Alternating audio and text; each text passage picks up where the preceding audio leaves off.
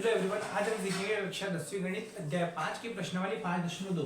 प्रश्न क्रमांक 6 हमें कुछ इस प्रकार से दिया गया है कि क्या एपी यानी समांतर श्रेणी, इंग्लिश में बोले तो अर्थमेटिक प्रोग्रेशन 11, 8, 5, 2 का एक पद -150 है। हमें यहाँ पर एक समांतर श्रेणी दी गई है। इस समांतर श्रेणी में हमें ये चेक करना है कि कौन सा पद या एक पद 150 होगा या नहीं। हम क्या करेंगे, जैसा कि हम इससे पिछले प्रश्नों में भी चर्चा करते हुए आए हैं कि अगर किसी संख्या के पीछे वा पद लगे तब तक वो n का मान, अन्यथा की स्थिति में an का मान। यानी यहाँ एक बात क्लियर हो चुकी है कि ये जो होगा ये an का मान होगा। दूसरी बात, जब कभी वा पद हुआ, कौन सा पद हुआ, ऐसे कंडीशन में हम हमेशा ही इस an बराबर a प्लस n-1 सूत्र का प्रयोग करते हुए आए हैं और हमेशा हम इसी सूत्र का प्रयोग करेंगे। अब हमें क्या करना है कि जो कंडीशन दी गई है सबसे पहले उसको लिख लेते हैं। तो जैसा कि हम जानते हैं कि पहला पद दिया गया है, यानी हम कह सकते हैं कि पहले पद को हम a से प्रदर्शित करते हैं। a का मान हमारे पास हो गया 11। फिर दूसरी बात हम करें सार्वंतर, जो कि हम d से प्रदर्शित करते हैं। और सार्वंतर होता क्या है, तो जैसा कि हम जानते हैं सार्वंतर को हम a2 माइनस a1 के रूप में व्यक्त करते हैं। अब यहाँ a2 का मान जो कि है 8 और a1 का मान जो कि है 11, यानी यहाँ d बराबर आंसर आएगा -3। 11 जो कि बड़ी संख्या है, 8 छोटी संख्या है, प्लस माइनस हमने माइनस कर दिया, d का मान जो है वो निकल कर आया -3। उसके बाद इस सूत्र के हिसाब से हम कुछ चीजें और समझ ले कि जैसे यहाँ n की बात करें, इस सूत्र को हम कुछ नीचे लिखेंगे और ये चीज इसके नीचे लिखते जाएंगे।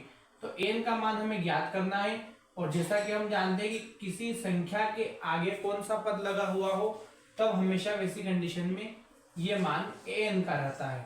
हमें अलग से कुछ समझने की जरूरत नहीं है, हमें केवल इतना ध्यान रख लेना है कि अगर किसी संख्या के पीछे वा पद लगा हुआ हो तो केवल n का मान, अन्यथा की स्थिति में an का मान। इस मान को क्रमशः हम इस सूत्र में रख देते हैं। तो an के बराबर हमें दिया गया है -150 बराबर a का मान हमें दिया गया है 11 प्लस n का मान जो कि हमें ज्ञात करना है -1 और d का मान जो है वो है -3। अब हमें क्या करना है, इस 11 को बराबर से उधर भेज देना है। तो इधर बचेगा n-1 इंटू -3, तो ये हो जाएगा -150 -11 बराबर n-1 गुणित -3। देखिए इतना करने के बाद अब ये गुणे वाली संख्या हम बराबर से उधर भेज देते हैं, तो ये हो जाएगा -161 बटे -3 बराबर n-1।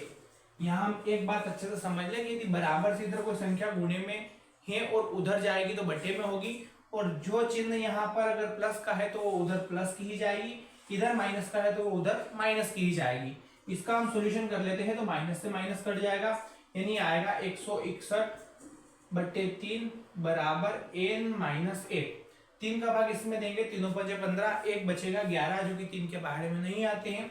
इस -1 को बराबर से उधर भेज देते हैं, तो ये हो जाएगा 161 बटे 3 प्लस 1 बराबर n, और इस 1 के बटे कुछ नहीं मतलब 1, हम इन दोनों का एलसीएम ले लेते हैं, तो ये हो जाएगा 3 एकम 3। 1 का गुणा उधर करेंगे तो 161 एकम 161 प्लस 3 का गुणा इधर करेंगे 3 एकम 3 बराबर n, यानी n के बराबर निकल कर आया है 164 बटे 3। 3 × 5 = 15, एक बचा, 3 के पहाड़े में 14 नहीं आते। और हमें कंडीशन ये बोली गई थी कि 150वां पद आना चाहिए, यानी कौन से पद पे या कौन से सीरियल पे 150 आएगा। यहाँ n, जैसा कि हम जानते हैं कि n जो है वो पद बताने का काम करता है कि एपी का 30वां पद ये होगा, 20वां पद ये होगा, 15वां पद ये होगा। यहाँ पर n जो है वो बटे में आ रहा है, यानी हम कह सकते हैं कि यहाँ यह एपी का पद नहीं है, तो हम यहाँ लिख देंगे अतः एपी का कोई भी पद -150 नहीं होगा। इस प्रकार से हम पदों को चेक कर सकते हैं।